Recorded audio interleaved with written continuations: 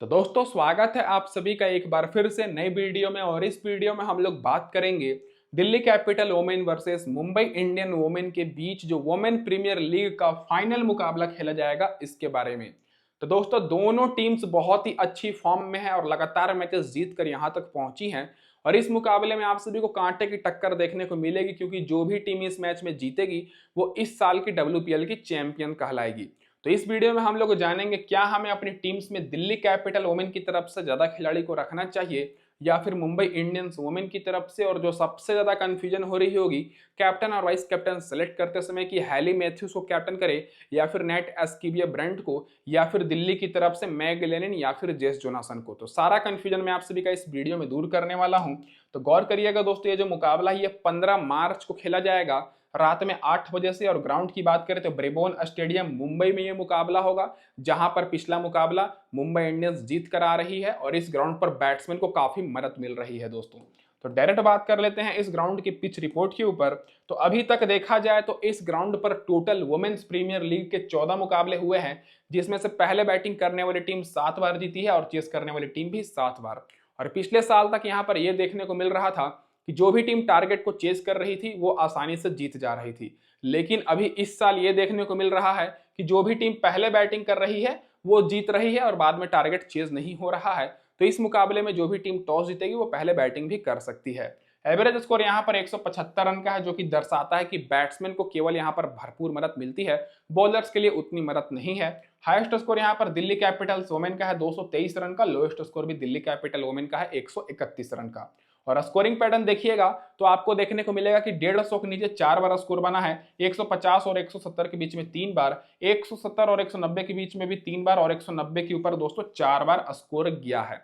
ये तो हो गई दोस्तों अब ओवरऑल पिच रिपोर्ट। अब बात कर लेते हैं दोस्तों यहाँ पर बाउंड्री लेंथ के ऊपर। तो यहाँ का जो बाउंड्री है वो दोस्तों एक तरफ से देखा जाए तो रेक्टेंगल शेप है, मतलब जो स्ट्रेट की बाउंड्री है वो काफी ज्यादा लंबी है, 68 मीटर है। लॉन्ग ऑफ दोस्तों छोटी है 58 मीटर, लॉन्ग ऑन भी ज्यादा बड़ी नहीं है 67 मीटर है, और पीछे की बाउंड्री तो और भी ज्यादा छोटी है। तो ये तो हो गई बाउंड्री लेंथ।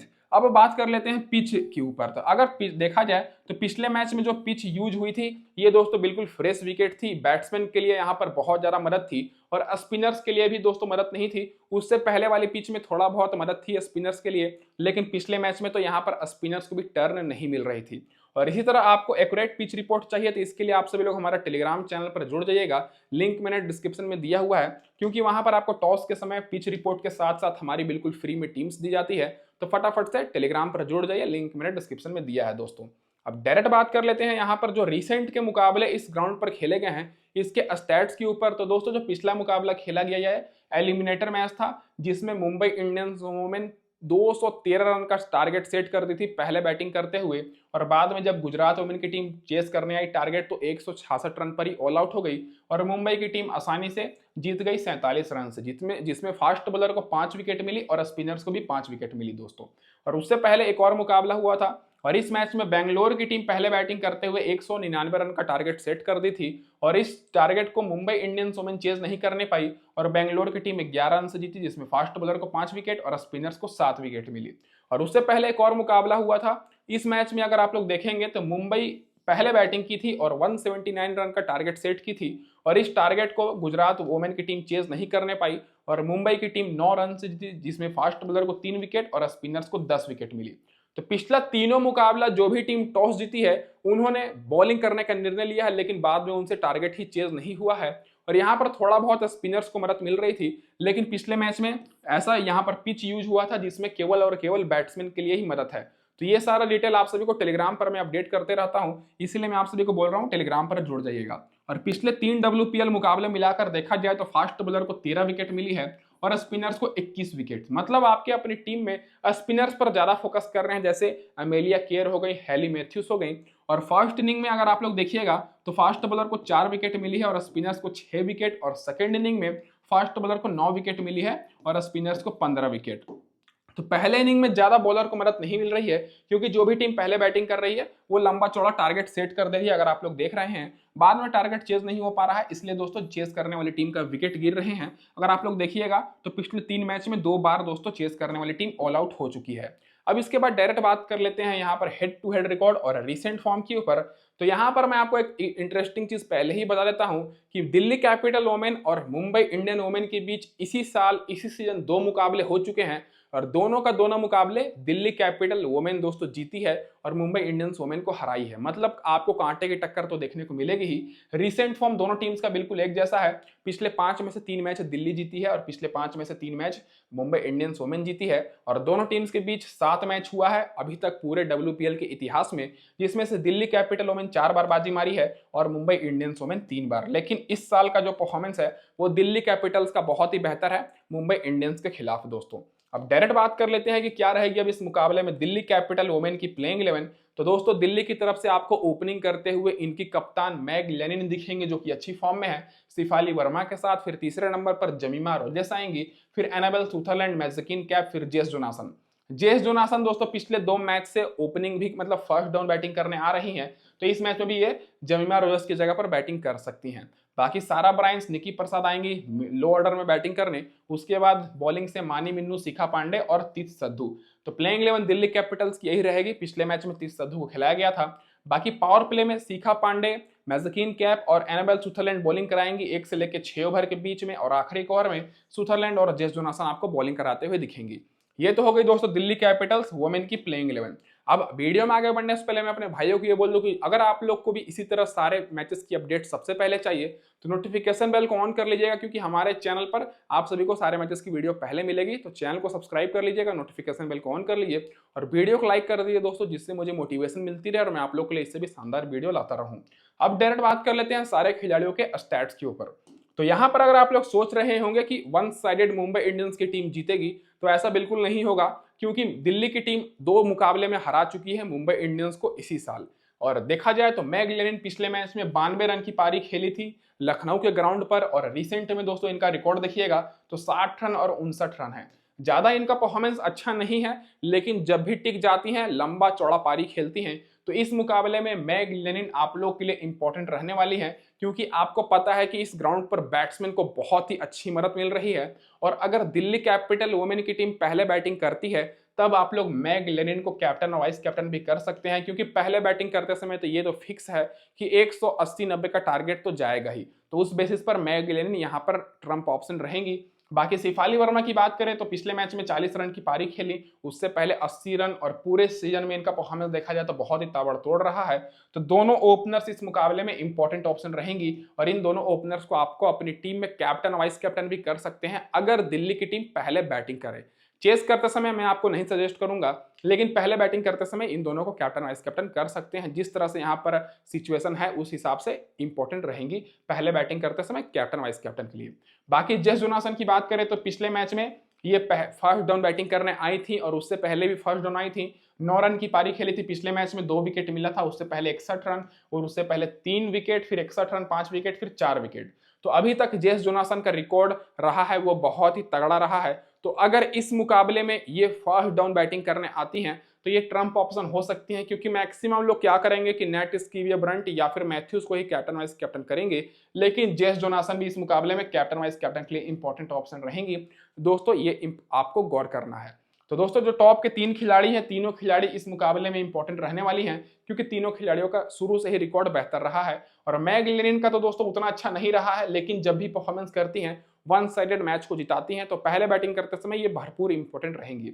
बाकी जमीमा रोजेस की बात करें तो अगर दोस्तों दिल्ली कैपिटल्स की टीम टारगेट को चेस करे तब जमीमा रोजेस को रखना है, नहीं तो ये उतनी इंपॉर्टेंट नहीं रहेंगी, क्योंकि पिछले तीनों मैचेस में फ्लॉप हुई हैं। मात्र एक मैच में 56 रन और एक मैच में 34 रन की पारी खेली है। बाकी सारे मैचेस में इनका बल्ला चला नहीं है, तो चेस करते समय आप लोग रख सकते हैं, नहीं तो रिस्की ऑप्शन रहेंगी। अब बात कर लेते हैं दोस्तों लो ऑर्डर से एनाबेल सुथरलैंड और एम कैप के ऊपर। तो सुथरलैंड की बात करें तो सुथरलैंड का देखा जाए तो शुरू में परफॉर्मेंस बेहतर था, जैसे 13 रन 3 विकेट 19 रन 41 रन। फिर इधर बीच देखा जाए तो जब से ये दोस्तों लखनऊ में खेलना शुरू की है तब से इनका परफॉर्मेंस खराब ही रहा है, लेकिन इस ग्राउंड पर इनको बहुत ही अच्छी मदद मिलने वाली है। और अगर दोस्तों एनाबेल सुथरलैंड को यहाँ पर पहले बैटिंग करने के लिए मतलब पहले बैटिंग करती है दिल्ली की टीम, तब तो दोस्तों इस मुकाबले में इनके बल्ले से भी रन स्कोर निकलते हुए दिख जाएगा। तो एनाबेल सूथलैंड पर भी आपको फोकस करना है। हालांकि इनका रिसेंट फॉर्म उतना ज्यादा अच्छा नहीं है, मैं कैप्टन वाइस कैप्टन के लिए सजेस्ट तो नहीं करूंगा, लेकिन आपको अपनी टीम में रखना है। ये दोस्तों इंपॉर्टेंट ऑप्शन है, क्योंकि जब भी फॉर्म में आएंगी वन साइडेड मैच को जिता सकती हैं। बाकी एम कैप की बात करें तो एम कैप को भी पिछले मैच में विकेट नहीं मिली, ना ही दोस्तों इनको बैटिंग करने का ज्यादा मौका मिला। उससे पहले भी मात्र एक ही विकेट मिली थी, उससे पहले विकेट नहीं मिली। शुरू में इनका परफॉर्मेंस बेहतर था, बड़ोदरा में ये खेल रही थी तो परफॉर्मेंस बेहतर था, फिर इनका बेंगलोर में भी परफॉर्मेंस बेहतर था, लेकिन लखनऊ में इनको विकेट नहीं मिल रही थी। और इस ग्राउंड पर भी जो कि मुझे लग रहा है कि इन दोनों बॉलर्स में से किसी एक को भी विकेट नहीं मिलेगी, क्योंकि दोनों गेंदबाज तेज गेंदबाज है और तेज गेंदबाज को तो वैसे भी यहाँ पर कम मदद मिल रही है।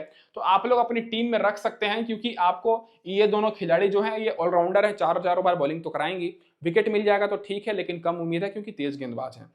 बाकी सारा ब्रायंस को आपको अपनी टीम में नहीं रखना है, निकी प्रसाद को नहीं रखना है, क्योंकि इन दोनों को बैटिंग आने का चांसेस बहुत ही कम है। सारा ब्रायंस पिछले मैच में तो बैटिंग की थी, मात्र 6 रन की पारी खेली थी। रिसेंट फॉर्म देखा जाए तो बहुत ही ज्यादा अच्छा नहीं है, ठीक ठाक है, लेकिन बैटिंग ऑर्डर बहुत नीचे है। निकी प्रसाद का भी देखा जाए तो एक्सपीरियंस बहुत ही कम है, बैटिंग मिलने का भी चांसेस बहुत ही कम है। और टारगेट को चेस करते समय मिल सकता है, क्योंकि टारगेट चेस करते समय बहुत ही जल्दी जल्दी विकेट गिरती है, लेकिन पहले बैटिंग करते समय बहुत ही कम इंपॉर्टेंट रहेंगी। बाकी यहाँ पर 3 बॉलर आपको दिख जाएंगी। मानी मिन्नू बहुत ही रिस्की ऑप्शन रहेंगी। शिखा पांडे और तीस संधू में बात करें तो तीस संधू रिस्की ऑप्शन रहेंगी, और आपको गेंदबाज में आपको केवल शिखा पांडे पर फोकस करना है, क्योंकि इनका शुरू से परफॉर्मेंस बेहतर है। लगातार 2-2 मुकाबले में 2-2 विकेट इन्होंने लिया है। तो इस मैच में शिखा पांडे आप लोग के लिए गेंदबाजी में इंपॉर्टेंट रहेंगी। नीचे से जो आपको खिलाड़ी दिख रही हैं, इन पर आपको केवल शिखा पांडे पर फोकस करना है। बाकी सारे खिलाड़ी रिस्की रहेंगी, आपको केवल टॉप ऑर्डर पर ही फोकस करना है, क्योंकि टॉप ऑर्डर में ही इनके बेहतरीन खिलाड़ी भरी हुई हैं, जो कि ऑलराउंडर्स भी हैं और बैटिंग भी करती हैं। अब डायरेक्ट बात कर लेते हैं दोस्तों यहाँ पर हेड टू हेड रिकॉर्ड और वेन्यू रिकॉर्ड के ऊपर। तो जैसा कि मैंने आपको बताया कि मैग लेनिन यहाँ पर इंपॉर्टेंट रहने वाली है, और मैं तुक्का नहीं मार रहा हूं। अगर आप लोग रिकॉर्ड देखिएगा तो मैग लेनिन का दोस्तों जो मुंबई इंडियंस के खिलाफ रिकॉर्ड है वो 53 रन का है। मतलब इस मुकाबले में अगर पहले बैटिंग इनको मिल जाती है तब इनके बल्ले से आपको तगड़ा स्कोर निकलते हुए दिख जाएगा। और पिछले मैच में भी मैंने आपको नेट स्कीविया ब्रंट के बारे में बताया था कि अगर वो पहले बैटिंग करती हैं तब इंपॉर्टेंट रहेंगी, और 77 रन की पारी वो खेली थी। उस बेसिस पर देखा जाए तो इस मैच में मैग लेनिन भी इंपॉर्टेंट रहेंगी। बाकी इस ग्राउंड पर भी इनका रिकॉर्ड 41 का एवरेज है, बहुत ही बेहतर है। बाकी शिफाली वर्मा की बात करें तो मुंबई के खिलाफ 23 का एवरेज है, जो कि अच्छा है, और इस ग्राउंड पर 31 का है, जो कि ठीक है। बाकी जमीमा रोजर्स की बात करें तो 6 मैच में 162 रन बनाई है मुंबई के खिलाफ, और जो एवरेज है वो 40 का है, और इस ग्राउंड पर भी दोस्तों 11 का ही एवरेज है मात्र। तो अगर आप लोग जमीमा रोजर्स को रखते हैं और ये अगर फर्स्ट डाउन बैटिंग करती हैं तब इंपॉर्टेंट रहेंगी, और अगर इनकी जगह पर सारा जेस जोनासन आती है बैटिंग करने तब आप लोग जमीमा रोजर्स को ड्रॉप कर सकते हैं। तो आपको फोकस करना है टॉस के ऊपर और बैटिंग ऑर्डर के ऊपर, जो कि मैं आपको टेलीग्राम पर अपडेट करूंगा। बाकी एनाबेल सूथरलैंड की बात करें तो बैटिंग से खराब रिकॉर्ड है, बाकी बॉलिंग से 5 मैच में 4 विकेट मिली है मुंबई के खिलाफ, और इस ग्राउंड पर दोस्तों उतना ज्यादा कुछ खास रिकॉर्ड नहीं है, 2 मैच में 2 ही विकेट है। एम कैप की बात करें तो बैटिंग से कुछ खास नहीं है, लेकिन बॉलिंग से 6 मैच में 5 विकेट है। बाकी इस ग्राउंड पर 63 का एवरेज है, 4 मैच में 1 ही विकेट है। तो इस ग्राउंड पर एम कैप अच्छा खेलती हैं। तो एम कैप और एनाबेल सूथरलैंड इन दोनों को आपको अपनी टीम में रखना है, लेकिन मैं आपको कैप्टन वाइस कैप्टन के लिए टॉस के हिसाब से ही सजेस्ट कर पाऊंगा इन दोनों को करना है या फिर नहीं करना है। लेकिन दोनों बड़ी खिलाड़ी हैं तो बड़ी मैचेस में परफॉर्मेंस करेंगी, क्योंकि एक्सपीरियंस इनके पास बहुत ही ज्यादा है। बाकी जेस जोनासन की बात करें तो बैटिंग उतना ज्यादा की नहीं है मुंबई के खिलाफ, लेकिन बॉलिंग से 5 मैच में इनको 9 विकेट मिला है। बाकी इस ग्राउंड पर 4 मैच में 4 विकेट है। बाकी सारा ब्रायंस 1 मैच खेली है इसी सीजन, मुंबई के खिलाफ 21 रन की पारी खेली थी। निकी प्रसाद 35 रन की पारी खेली थी मुंबई के खिलाफ, अगर आपको याद होगा तो कुछ हफ्ते पहले। बाकी इस ग्राउंड पर दोनों खिलाड़ी नहीं खेली हैं। मानी मिन्नू को 2 मैच में 4 विकेट मिला है, शिखा पांडे को 7 विकेट और तीस संधू को 1 विकेट मुंबई के खिलाफ। और बाकी इस ग्राउंड पर देखा जाए तो किसी का कुछ खास रिकॉर्ड नहीं है, और शिखा पांडे को भी यहाँ पर बहुत ही कम विकेट मिली है, 4 मैच में मात्र 1 विकेट, क्योंकि शिखा पांडे भी तेज गेंदबाज है, और तेज गेंदबाज को यहाँ पर तो वैसे बहुत ही कम मदद मिल रही है दोस्तों। अब इसके बाद डायरेक्ट बात कर लेते हैं जो खिलाड़ी बेंच पर बैठी हैं। तो इनमें से चांसेस किसी का लग नहीं रहा है, तो सेम प्लेइंग 11 ही रहेगी दोस्तों दिल्ली कैपिटल्स की। तो अब डायरेक्ट बात कर लेते हैं दोस्तों यहाँ पर क्या रहेगी अब प्लेइंग 11 इस मुकाबले में मुंबई इंडियंस की। तो मुंबई इंडियंस की प्लेइंग 11 में पिछले मैच में एक बदलाव हुआ था, तो उससे पहले बात कर लेते हैं। तो हैली मैथ्यूज और यस्तिका वाटिया आपको ओपनिंग करते हुए दिखेंगी। पिछले 2-3 मैचेस से देखा जाए तो अमेलिया केयर को ओपनिंग कराया जा रहा था, लेकिन इनका बल्ला चल नहीं रहा था, तो फिर से दोस्तों यस्तिका वाटिया को ओपनिंग कराया गया, और ये पिछले मैच में 15-16 रन की ठीक ठाक पारी खेली थी। तो लग रहा है कि इस मैच में भी यही ओपनिंग करेंगे मैथ्यूज के साथ, फिर नैट स्कीबे ब्रंट आएंगे, फिर हरमनप्रीत कौर और अमेलिया केर आपको 5वें नंबर पर दिख जाएंगे बैटिंग करते हुए, फिर अमनजोत कौर, साधना, फिर कमलानी, फिर संस्कृति गुप्ता, शबनम इस्माइल। और दोस्तों यहाँ पर सियाका इसाकी को पिछले मैच में मौका दिया गया था, जो कि एक्सपीरियंस गेंदबाज है और इन्होंने बहुत अच्छा बॉलिंग कराया था, स्पिन गेंदबाज है दोस्तों। बाकी पावर प्ले में शबनम इस्माइल, नेट स्कीबे ब्रंट और मैथ्यूज बॉलिंग कराएंगी 1 से लेकर 6 ओवर के बीच में, और आखिरी ओवर में अमेलिया केर और शबनम इस्माइल बॉलिंग कराते हुए दिखेंगी दोस्तों। और सिचुएशन के बेसिस पर मैथ्यूज भी आखिरी ओवर में बॉलिंग करा सकती हैं। अब डायरेक्ट बात कर लेते हैं सारे खिलाड़ियों के रीसेंट स्टैट्स के ऊपर। तो अगर आप लोग देखिएगा तो मुंबई इंडियंस वुमेन का इस मुकाबले में जीतने का चांसेस थोड़ा ज्यादा है। भले ही दिल्ली कैपिटल वुमेन 2 मैच हरा चुकी है इस साल, लेकिन अगर आप लोग देखिएगा तो पिछला दोस्तों 3 मुकाबला जो मुंबई यहां पर खेली है उसमें से 2 मुकाबला इन्होंने जीता है और बहुत ही अच्छा इन्होंने परफॉर्मेंस किया है। पिछले मैच में मैथ्यूज, मैंने आपको कहा था कि बहुत अच्छा परफॉर्मेंस करेंगे और बिल्कुल वैसा ही हुआ। हमारी कैप्टन थी, 77 रन की पारी खेली, 3 विकेट मिला, क्योंकि ये स्पिन गेंदबाज है, स्पिनर्स को तो यहाँ पर अच्छी खासी मदद मिलती ही है। बाकी उतना ज्यादा टर्न नहीं मिल रहा था पिछले मैच में, अगर आप लोगों ने देखा होगा तो। बाकी उससे पहले 19 रन 2 विकेट, फिर 27 रन 3 विकेट, फिर बहुत ही लाजवाब इनका परफॉर्मेंस है। यस्तिका भाटिया इस मुकाबले में रिस्की ऑप्शन रहेंगी, और अगर दोस्तों अगर यस्तिका भाटिया को रखते हैं आप लोग विकेट कीपर सेक्शन से तो रख सकते हैं, क्योंकि ये डिफॉल्ट ऑप्शन है। क्योंकि मुंबई इंडियंस की जो विकेट कीपर है यस्तिका भाटिया, ये पिछले मुकाबले में तो ओपनिंग की थी, तो इस मुकाबले में भी ज्यादा चांस है कि ओपनिंग ही करेंगे, क्योंकि 15 रन की इन्होंने पारी खेली थी। और बाकी दिल्ली की विकेट कीपर की बात करें तो सारा ब्रायंस का विकेट बैटिंग ऑर्डर बहुत ज्यादा नीचे है। तो यस्तिका भाटिया सेफ ऑप्शन तो मैं नहीं बोलूंगा, लेकिन विकेट कीपर से डिफॉल्ट ऑप्शन है, तो आपको अपनी टीम में लेकर तो चलना ही पड़ेगा। तो आपको दोनों ओपनर्स पर ज्यादा फोकस करना है। यस्टिका भाटिया परफॉर्मेंस तो नहीं दे रही है, लेकिन डिफॉल्ट ऑप्शन है दोस्तों। बाकी नेट स्कीबे ब्रंट की बात करें तो पिछले मैच में 77 रन की पारी खेली और गेंदबाजी से इनको 1 विकेट मिला। उससे पहले 69 रन, फिर 38 रन और 37 रन, और इनका दोस्तों इस ग्राउंड पर भी रिकॉर्ड बेहतर है। बाकी हरमनप्रीत कौर, जो कि मुझे लग रहा है कि इस मुकाबले में फ्लॉप हो जाएंगी, तो पिछले मैच में मैंने आपको कहा था कि अच्छा परफॉर्मेंस करेंगी और 300 के स्ट्राइक रेट से इन्होंने 36 रन की पारी खेली थी, रन आउट हो गई थी। लेकिन इस मुकाबले में, जो कि मुझे लग रहा है कि ज्यादा देर तक ये नहीं चलेंगी, लेकिन 20-25 रन बनाकर आउट हो जाएंगी। तो आपको हरमनप्रीत कौर को तो अपनी टीम में रखना है, लेकिन कैप्टन वाइस कैप्टन के लिए मैं नहीं बोलूंगा। तो टॉप के चारों खिलाड़ी इंपॉर्टेंट रहेंगी, खास करके 5 खिलाड़ी इंपॉर्टेंट रहेंगी। अमेलिया केर, क्योंकि अमेलिया केर भी पिछले मैच में बॉलिंग से 2 विकेट मिला था, बैटिंग करने का तो मौका नहीं मिला, लेकिन बॉलिंग से 2 विकेट मिला। रिसेंट में 1 विकेट 3 विकेट इसी ग्राउंड पर ले चुकी हैं। तो टॉप के जो 4 खिलाड़ी हैं, 5 खिलाड़ी, आपको इन सभी को आपको अपनी टीम में रखना है। इनमें से अगर आप लोग देखिएगा तो यस्टिका भाटिया उतनी अच्छी फॉर्म में तो नहीं है, लेकिन विकेट कीपर सेक्शन से हैं तो डिफॉल्ट ऑप्शन है, तो आपको इनको तो लेना ही पड़ेगा। बाकी मैथ्यूज, नेट स्कीबे ब्रंट, हरमनप्रीत कौर और अमेलिया केर, इन चारों को तो ड्रॉप करने का रिस्क आपको बिल्कुल नहीं उठाना है। बाकी अमनजोत कौर की बात करें तो मैंने आपको क्लियर कह दिया था पिछले मैच में कि अगर मुंबई इंडियंस की टीम पहले बैटिंग करती है तब आपको इनको ड्रॉप कर देना है, क्योंकि पहले बैटिंग करते समय बहुत ही कम उम्मीद है कि इनको बैटिंग मिलेगा, क्योंकि पहले बैटिंग करते समय विकेट ही नहीं गिरती है। और अगर चेस करती है मुंबई की टीम तब आप लोग अपनी टीम में इनको रखिएगा। चेस करते समय ये ट्रम्प ऑप्शन हो सकती है, क्योंकि ये 3 से 4 बार बॉलिंग भी करा रही है और पिछले मैच में तो विकेट नहीं मिला, लेकिन उससे पहले 17 रन और 27 रन की पारी खेल चुकी है इसी ग्राउंड पर। बाकी साधना की बात करें तो पिछले मैच में पहले आ गई थी बैटिंग करने, मात्र 1 रन बनाई थी 3 गेंद पे, तो इस मुकाबले में भी रिस्की ऑप्शन रहेंगे। कमलानी भी रिस्की ऑप्शन रहेंगी, हाँ, अमनजोत कौर भी रिस्की रहेंगी, तो आपको नहीं रखना है, लेकिन टारगेट को चेस करते समय आप लोग अपनी मेगा ग्रैंडली की टीम में अमनजोत कौर को रख सकते हैं। बाकी गेंदबाजी में बात करें तो मैंने आपको क्लियर कह दिया था पिछले मैच में भी और फिर से कह रहा हूं कि गेंदबाजी में भी आपको केवल एक गेंदबाज पर फोकस करना है, शबनम इस्माइल के ऊपर, क्योंकि जो संस्कृति गुप्ता है और सिखा इसाकी हैं, इनको 4-4 ओवर बॉलिंग मिलता ही नहीं है। पिछले मैच में सियाका इसाकी मात्र 1 ओवर बॉलिंग कराई थी, संस्कृति गुप्ता को तो देखा जाए पिछले मैच में गेंदबाजी ही नहीं मिली। तो ये दोनों जो बॉलर हैं, संस्कृति गुप्ता और सिखा इसाकी, इन दोनों को तो आपको अपनी टीम में रखना है नहीं है, क्योंकि इनका पूरा ओवर बॉलिंग मिलता भी नहीं है। बॉलिंग दोस्तों आपको मैथ्यूज को 4 ओवर मिलेगा, नेट स्कीबे ब्रंट को 4 ओवर मिलेगा, अमेलिया केर को 4 ओवर मिलेगा, बाकी शबनम इस्माइल को 4 ओवर मिलेगा। बाकी अमनजोत कौर, संस्कृति गुप्ता और सिखा इसाकी, इन तीनों में 4 ओवर डिवाइड हो जाएंगे। तो आपको अपनी टीम में वही उन्हीं बॉलर को रखना है जो कि दोस्तों 4 ओवर बॉलिंग कराएं, जो कि मैंने आपको बता दिया। अब बात कर लेते हैं दोस्तों यहाँ पर हेड टू हेड रिकॉर्ड और वेन्यू रिकॉर्ड के ऊपर। तो आपको पता है कि मुंबई इंडियंस के जितने भी खिलाड़ी हैं, सारे खिलाड़ियों के इस ग्राउंड पर रिकॉर्ड बेहतर है, वो तो आपको दिख ही रहा होगा परफॉर्मेंस में भी। और सबसे पहले ओपनिंग बैट्समैन हैली मैथ्यूज की बात करें तो इनका जो रिकॉर्ड है बैटिंग से बहुत ही ज्यादा खराब है। दिल्ली कैपिटल वुमेन के खिलाफ मात्र 14 का एवरेज है, लेकिन 7 मैच में 10 विकेट मिला है। इस ग्राउंड पर 37 का एवरेज है और 7 मैच में 17 विकेट है, जो कि बहुत ही मायने रखता है। तो इस मैच में भी कैप्टन वाइस कैप्टन के लिए सेफ ऑप्शन यही रहेंगी। बाकी यष्टिका वाटिया का 18 का एवरेज है दिल्ली के खिलाफ और इस ग्राउंड पर 20 का है। नेट स्कीवर ब्रांड का 51 का एवरेज है और तीन ही विकेट मिला है, लेकिन एवरेज बेहतर है। और नेट स्कीवर ब्रांड का इस ग्राउंड पर 95 का एवरेज है, 5 विकेट मिला है। और वहीं हरमनप्रीत कौर की बात करें तो 32 का एवरेज है दोस्तों दिल्ली के खिलाफ और इस ग्राउंड पर 50 का है। और अमेलिया केयर की बात करें तो 17 का ही एवरेज, लेकिन 7 मैच में 6 विकेट मिला है दिल्ली के खिलाफ और इस ग्राउंड पर 15 का एवरेज है, 13 विकेट मिला है। तो टॉप के जो 5 खिलाड़ी हैं, पांचों खिलाड़ी आपकी टीम में रहनी चाहिए और इनमें से यस्तिका वाटिया डिफॉल्ट ऑप्शन है। अगर इनका बैटिंग ऑर्डर नीचे रहता तो मैं आपको बिल्कुल नहीं सजेस्ट करता, लेकिन इनका बैटिंग ऑर्डर ऊपर है और विकेट कीपर में यही बेस्ट ऑप्शन है, तो आपको लेकर चलना होगा। बाकी मनजोत कौर की बात करें तो 29 का एवरेज है, लेकिन बॉलिंग से विकेट नहीं मिला है। ग्राउंड पर भी कुछ खास रिकॉर्ड नहीं है दोस्तों।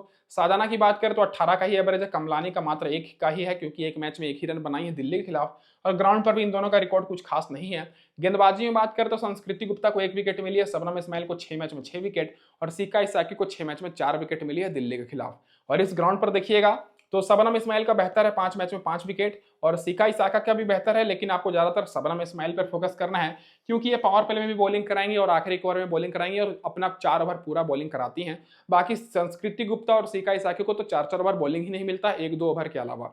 अब डायरेक्ट बात कर लेते हैं जो खिलाड़ी बेंच पर बैठी हैं, तो इनमें से भी खेलने का चांसेस किसी का नहीं है। पिछले मैच में पुणे यहाँ पर पी सिसोदिया खेल रही थी तो इनकी जगह पर सिक्का इसाको को खिलाया गया, जो कि अच्छा मूव था। वो बॉलिंग तो अच्छा करा रही थी लेकिन केवल 1 ओवर ही बॉलिंग कराई थी। तो ये तो हो गई हमारे यहाँ पर पूरी डिटेल एनालिसिस दोस्तों। अब डायरेक्ट बात कर लेते हैं यहाँ पर टीम कॉम्बिनेशन के ऊपर। तो उससे पहले मैं अपने भाइयों को ये बोल दूं कि जो लोग भी अभी तक वीडियो को लाइक नहीं किए हैं फटाफट से लाइक कर दीजिए और सारे मैचेस की अपडेट्स पहले पाना चाहते हैं तो आप सभी लोग सबसे पहले नोटिफिकेशन बेल ऑन करिए, क्योंकि अब से 10 दिन के बाद ही आपको पता है कि इंडियन प्रीमियर लीग शुरू होने वाली है, तो उसमें भी आपको ताबड़तोड़ एनालिसिस तो मिलेगी ही, वो भी सबसे पहले मिलेगी। तो नोटिफिकेशन बेल को ऑन कर लीजिए और वीडियो को लाइक नहीं किए हैं तो लाइक कर दीजिएगा। तो सबसे पहले बात कर लेते हैं यहाँ पर हमारी पहली टीम के ऊपर। तो यहाँ पर जो मैं कैप्टन किया हूँ दोस्तों वो मैं एक बार फिर से मैथ्यूस को कर रहा हूँ, लेकिन मैं vice captain net skewer brand को नहीं कर रहा हूँ। यहाँ पर मैं जेस जोनासन को कर रहा हूँ क्योंकि जेस जोनासन का जो रिकॉर्ड है वो बहुत ही बेहतर है बॉलिंग से मुंबई इंडियंस के खिलाफ और जेस जोनासन बहुत ही अच्छी बॉलिंग कराती हैं। बाकी मैंने नेट स्कीवर ब्रांड को रखा है, एमेलिया केयर को, एम कैप को और सुथरलैंड को। गेंदबाज में मैं यहाँ पर केवल शिखा पांडे को लेकर चल रहा हूं। आप लोग शबनम इस्माइल को रख सकते हैं इनकी जगह पर, लेकिन शिखा पांडे का रिकॉर्ड रिसेंट में बहुत ही बेहतर है। बाकी बैटिंग से मैं हरमनप्रीत कौर को रखा हूं, मैग लेनिन को, सिफाली वर्मा को और विकेट कीपर से यस्तिका वाटिया हमारी डिफॉल्ट ऑप्शन रहेंगी, तो उनको तो लेकर चलना ही है। बाकी हमारी कैप्टन वाइस कैप्टन यहाँ पर बेस्ट यही रहने वाली है इस मैच के लिए। सबसे सेफ ऑप्शन मैथ्यूस रहेंगी, उसके बाद जेस जोनासन। तो ये हो गई हमारे यहाँ पर पहली टीम। अब बात कर लेते हैं दोस्तों यहाँ पर दूसरी टीम के ऊपर, जो कि हमारी लगभग सेम टीम रहेगी, लेकिन कैप्टन वाइस कैप्टन मैंने यहाँ पर थोड़ा चेंज किया है। यहाँ पर मैं बॉलिंग में शिखा पांडे को रखा हूँ, यहाँ पर मैं बॉलिंग में शबनम इस्माइल को लेकर चल रहा हूँ। बाकी Annabel Sutherland, Jess Jonassen, M Kapp को मैंने यहाँ भी रखा है, यहाँ भी रखा है।